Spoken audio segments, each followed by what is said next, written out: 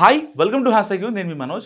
PCC Telangana PCC పదవికి మహేష్ కుమార్ గౌడ్ రావటం. So దాని తర్వాత కొన్ని కీలక కార్యక్రమాలు, దాని తర్వాత ఆయన ఛార్జ్ తీసుకోవడము, ఆయన టార్గెట్ ఫిక్స్ చేసుకోవడం జరిగిపోయింది.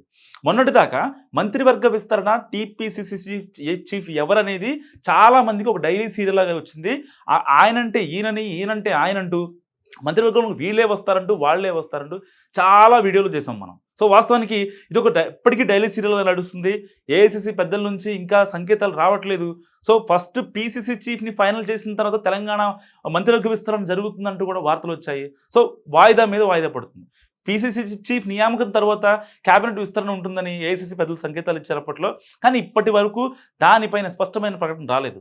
దీంతో సీనియర్ ఎమ్మెల్యేలందరూ నిరాశలో ఉన్నారు.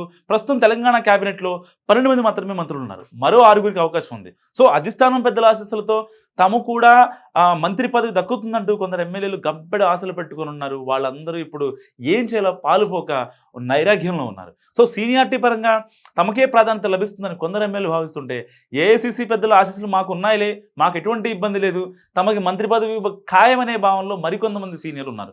సో సీఎం రేవంత్ రెడ్డి మాత్రం క్యాబినెట్ విస్తరణలో తమ వర్గానికి ప్రాధాన్యత ఇచ్చేలా పావులు కదుపుతున్నారనే ప్రచారం జోరుగా జరుగుతుంది.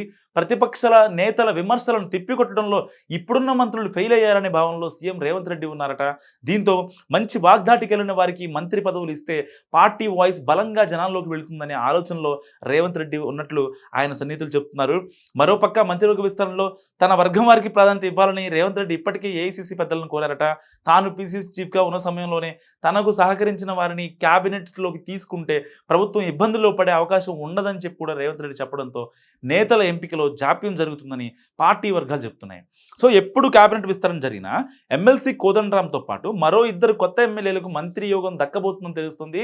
మొత్తంగా తెలంగాణ క్యాబినెట్ విస్తరణ డైలీ సీరియల్ తలపిస్తుంది. ఈ వీడియో గురించి మీరేమనుకుంటున్నారో నా కామెంట్ రూపంలో తెలియజేయండి. చూస్తూనే ఉండండి హ్యాష్ ట్యాగ్ యూ.